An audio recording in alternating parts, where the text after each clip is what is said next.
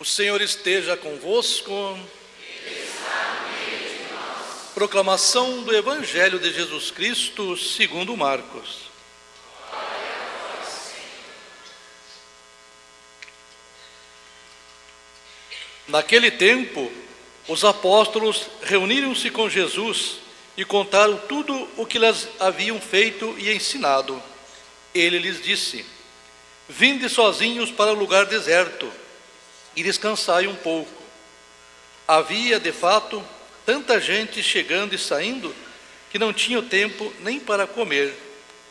Então foram sozinhos de barco para um lugar deserto e afastado. Muitos os viram partir e reconheceram que eram eles. Saindo de todas as cidades, correram a pé e chegaram lá antes deles. Ao desembarcar, Jesus viu uma numerosa multidão e teve compaixão, porque eram como ovelhas sem pastor, e começou, pois, a ensinar-lhes muitas coisas. Palavra da salvação. Mais uma vez, acolhendo os irmãos todos que vêm rezar com a gente, Diácono Osmar, nossos coroinhas, nossa pastoral da juventude, estava participando da Olingincana. Quem é a Olingincana? Tá bom, deixa para lá. Deixa para depois. Pastoral da Juventude, o Jubi, que está dando força aí no ministério, o Jufes, que está conosco na liturgia, todos os jovens, grupo de jovens Goge, que está com a gente também, os catequizandos, nós chamamos de catecúmenos, quando são adultos, né? Catequizandos da IVC, as criancinhas, e os catecúmenos, esses que entraram, né? Se inscreveram na catequese de adultos, vão se preparar para receber os sacramentos que não têm.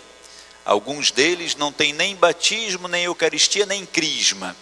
Outros não têm o batismo, outros não têm a eucaristia e a crisma, outros não têm só a eucaristia, outros não têm só a crisma, né? Então se inscrevem para receber, porque esses três sacramentos, batismo, eucaristia e crisma, são os três sacramentos de iniciação cristã. O padre aproveita para fazer 2 segundinhos de catequese. Então batismo, eucaristia e crisma são os sacramentos da iniciação cristã. Na igreja nós temos 7 sacramentos: batismo, eucaristia, crisma, penitência ou confissão, matrimônio, ordem e unção dos enfermos. 7. Matrimônio, o sacramento que recebe quem se casa. Ordem, o sacramento que recebe quem é ordenado padre. São sacramentos de serviço. Quem se casa, casa para servir o esposo, a esposa, a família. O padre que se ordena, recebe o sacramento da ordem para servir a igreja. Unção dos enfermos e confissão são sacramento de cura. A confissão cura a alma, a unção dos enfermos para curar também dos pecados e para cura física. E os outros 3, batismo, eucaristia e crisma, são sacramento de iniciação cristã. Quando a gente batiza uma criancinha, a gente se compromete a dar para aquela criancinha todos os 3 sacramentos da iniciação cristã, para que aquela criancinha se transforme num adulto cristão. Então o batismo coloca a gente dentro da família de Cristo, a eucaristia coloca a gente na mesa dessa família, na mesa da eucaristia, e a crisma é confirmação. Eu confirmo a minha fé. A lógica da igreja, a igreja tem 2000 anos, né? Então a gente batiza as criancinhas, elas passam a fazer parte daquela família. Tanto que o primeiro momento do batismo é acolhida, sinal da cruz, depois mostra a criança, todo mundo fica feliz, é um novo cristão na família. Depois caminha aquela criancinha, os pais e os padrinhos, ajudando aquelas criancinhas a crescer na fé, até que ela possa sentar-se à mesa e tomar a eucaristia. E depois ela caminha mais alguns aninhos, até ter uns 13, 14 anos, aí ela já é uma adolescente, e daí ela recebe a crisma, a confirmação. Ela vai dizer a fé que os meus pais e meus padrinhos me deram quando eu era criança e me batizaram, que eu renovei quando fiz a primeira comunhão, agora eu assumo, eu quero ser cristão, de acordo com era o desejo dos meus pais e meus padrinhos como me batizaram, de agora para frente eu toco a minha fé. Essa é a lógica dos 3 sacramentos. E esses jovens, adolescentes e adultos que estão se inscrevendo para a catequese, querem receber o sacramento que está faltando para eles, para que eles possam ser cristãos, com os 3 sacramentos da iniciação. E hoje, filhos queridos, mais 2 segundinhos, porque às vezes as pessoas vão levar crianças para batizar, e elas querem que os padrinhos daquelas crianças sejam, porque são amigos, são parentes, são pessoas que são de outra religião, que não da religião católica. O padre precisa ensinar uma coisinha para todos, né? As pessoas têm liberdade para viver a fé que quiserem, todo mundo. Pessoa que quiser ser um bandista, pode ser, está tranquilo. Pessoa que quiser ser evangélico, de alguma das milhares de denominações evangélicas que existem, das milhares de denominações protestantes que existem, a pessoa pode ser. Pessoa que quiser ser espírita, pode ser. Cada um vai ver a sua fé. Nós somos católicos. E aí, se a gente quer batizar um filho na igreja católica, nós precisamos que os padrinhos também sejam católicos. Ai, padre, como o senhor é chato, eu não concordo com isso. Eu também não concordo em pagar pedágio. Eu acho que eu já pago IPVA, já pago licenciamento, tenho que pagar pedágio. Também não concordo que muitas coisas que eu tenho que fazer, eu tenho que ir lá no cartório para carimbar. Não concordo. Também não concordo que... Tem um monte de coisa que eu não concordo. Só que se eu quero ir daqui até Itajaí, por exemplo, eu vou ter que pagar pedágio ali em Itapema. Se eu quero fazer um documento de compra e venda, eu sei que eu vou ter que ir lá, não concordo, mas vou ter que carimbar lá no cartório. Então a igreja não é questão de concordar e não concordar, é viver, né? Eu quero ser católico. Para batizar os meus filhos, eu preciso escolher padrinhos católicos. Por quê? Porque no dia do batismo, os padrinhos vão assumir um compromisso. Qual que é o compromisso dos padrinhos? Ajudar o afilhado a crescer na fé da igreja. Como é que alguém pode se comprometer a ajudar uma criança a crescer na igreja católica se ela mesma é de outra igreja? É uma promessa infundada. No dia do batismo, a gente tem que fazer a profissão de fé. Qual que é a oração da profissão de fé? Quem é que sabe? O creio. O padre pergunta assim, para os padrinhos e para os pais: você crê em Deus Pai Todo-Poderoso? Os padrinhos e os pais dizem, creio. Aí o padre pergunta, para batizar essa criança, você crê em Jesus Cristo? Os padrinhos e os pais dizem, creio. Aí o padre pergunta assim, você crê na Santa Igreja Católica? Eles dizem o quê? Mas se eles são de outra igreja? É uma promessa mentirosa. E aí o batizado, porque sobre a mentira nenhum sacramento acontece. Às vezes tem pessoas que são espíritas, por exemplo, que acreditam na reencarnação. Todo mundo tem liberdade para acreditar. Nós, os católicos, não acreditamos na reencarnação. Mas eles acreditam e nós respeitamos, é a fé deles. Nós acreditamos no quê? Ressurreição. A ressurreição aponta para um lado, a reencarnação aponta para outro. Então não dá para uma criança ser batizada na igreja católica com um padrinho. A gente vai perguntar para ele, você acredita na ressurreição dos mortos? Ele vai dizer, acredito. Mas ele acredita na reencarnação, porque ele é espírita. Nós somos contra ele? Não somos contra, ele pode ser o que ele quiser. Só que daí ele não pode assumir um compromisso, porque ele não acredita naquilo. Ele acredita numa outra fé. Tem liberdade, vai viver a fé dele. Só que nós cremos na ressurreição. Nós cremos na vida eterna. Nós cremos que Jesus morreu uma única vez por todos nós e que ele assumiu o nosso pecado. Inclusive, é o que fala hoje o Evangelho. Jesus Cristo hoje diz no texto do Evangelho de Marcos assim, os apóstolos vêm até Jesus de todas as partes, né? O evangelista Marcos, o evangelho que o diácono acabou de proclamar para a gente, diz assim, ó, capítulo 6 de Marcos: os apóstolos reuniram-se com Jesus e contaram tudo o que haviam feito e ensinado. E Jesus lhes disse: vinde sozinhos para um lugar deserto e descansai um pouco. Para entender esse evangelho, a gente precisa dar um passinho atrás no evangelho de domingo passado, que foi o evangelho do envio, quando Jesus Cristo, domingo passado, a gente está nesse contexto do evangelho do Sermão da Montanha, Jesus ensinando: olha, ouvistes o que foi dito, eu porém vos digo, né? Felizes os aflitos, porque serão confortados. Felizes os misericordiosos, porque alcançarão misericórdia.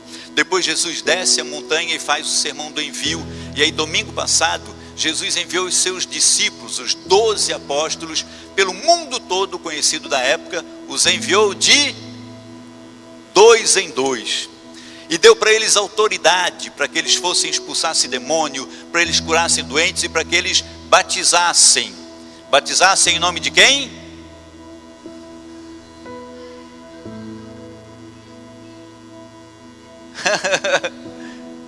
Quando Jesus mandou os discípulos pelo mundo todo batizar, ele disse: vocês vão pelo mundo, anunciem o evangelho a todas as criaturas e batizem em nome de...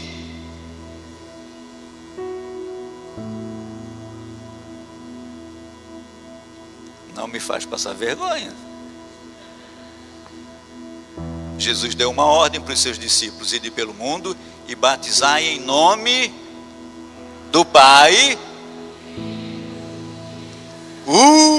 Salvos pelo gongo, glória a Deus. É isso, Jesus deu a ordem: batizar em nome do Pai, do Filho e do Espírito Santo. É trindade, é Deus, é um único Deus, 3 pessoas. E os discípulos foram pelo mundo.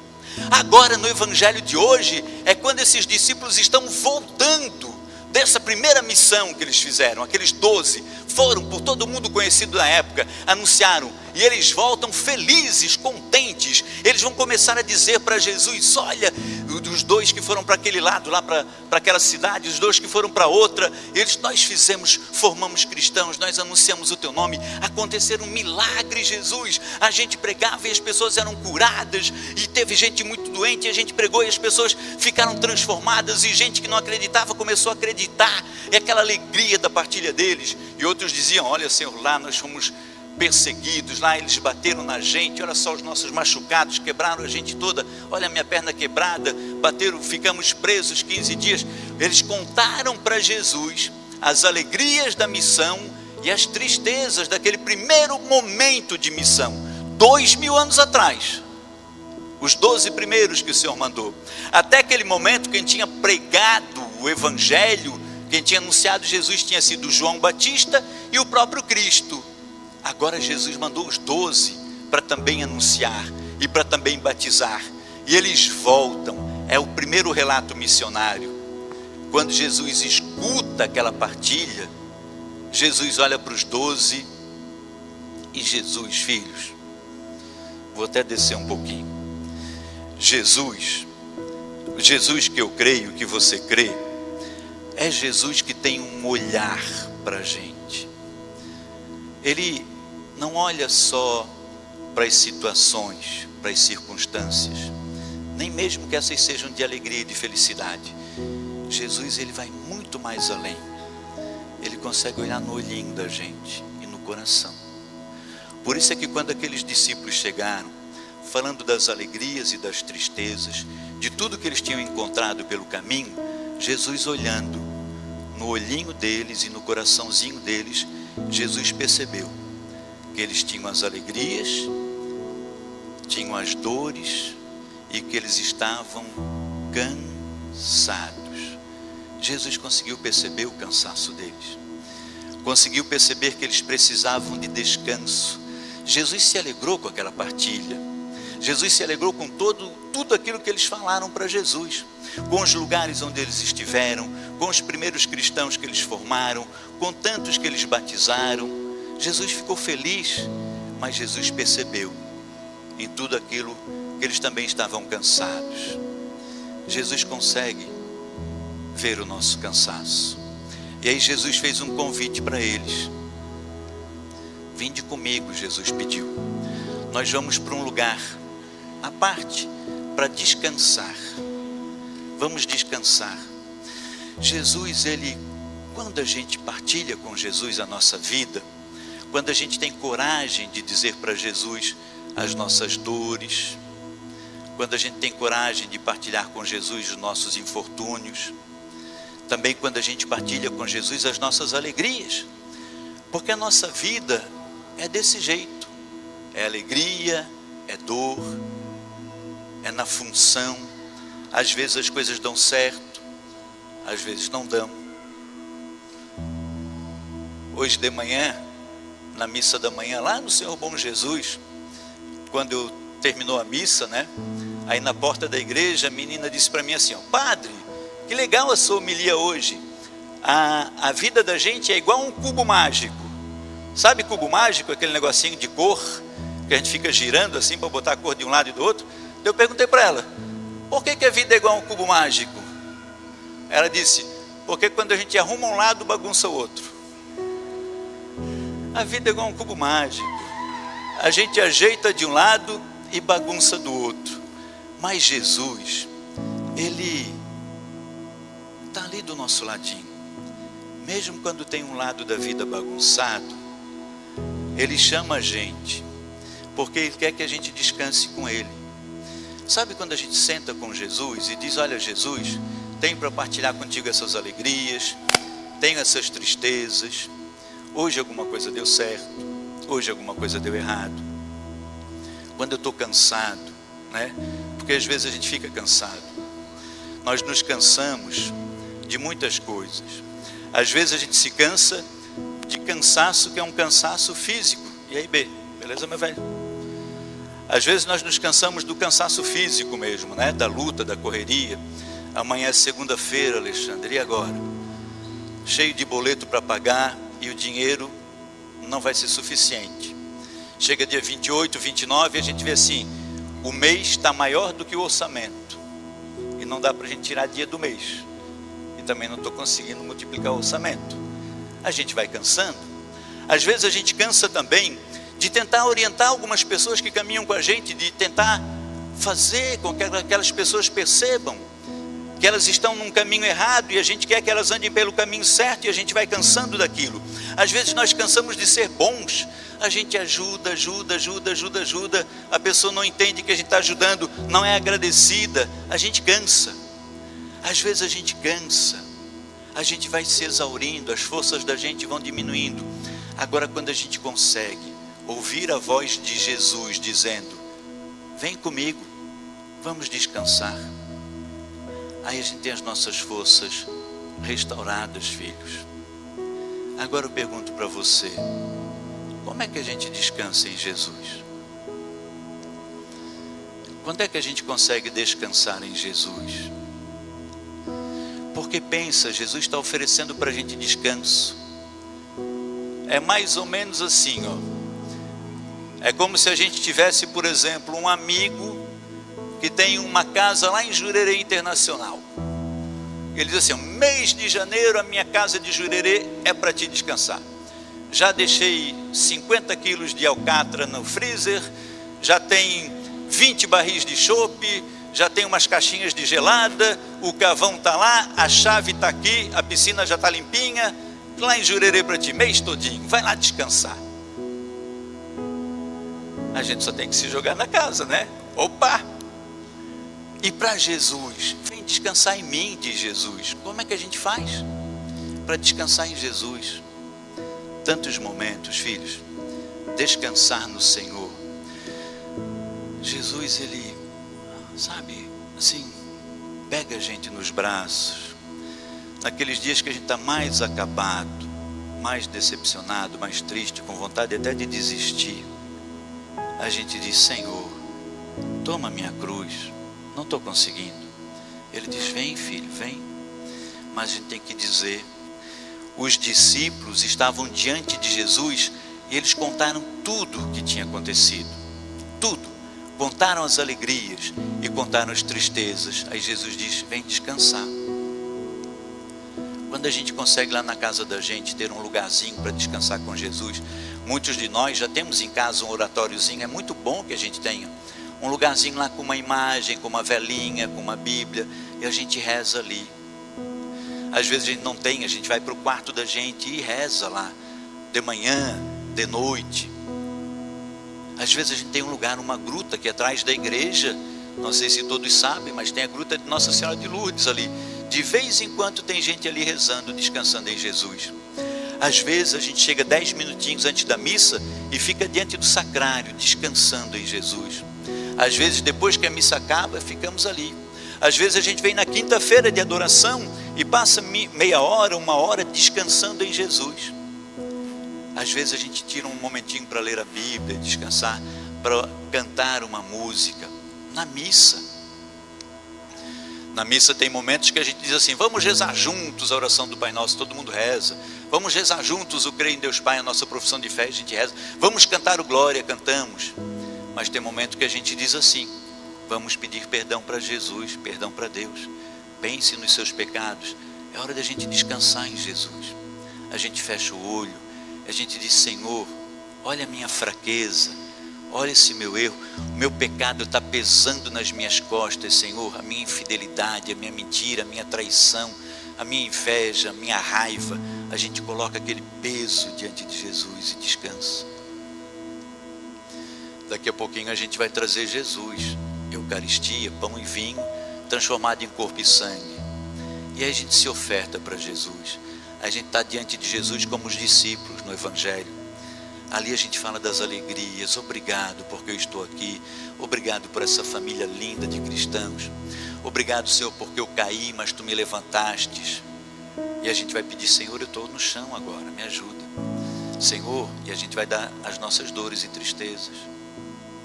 Descansar em Jesus é deixar que Jesus tome a gente no colo. E como é bom, né? Como é bom quando a gente pode ganhar um colinho, quando a gente pode receber um abraço. E Jesus está aí, disponível para nos abraçar, para nos carregar no colinho dele, para Ele nos carregar no colinho. Ele só pede isso, vem comigo, vamos descansar. A gente tem que aprender a descansar em Jesus, filhos. Entregar nosso peso, nossa dor, nossa angústia. Abrir para Jesus o nosso coração.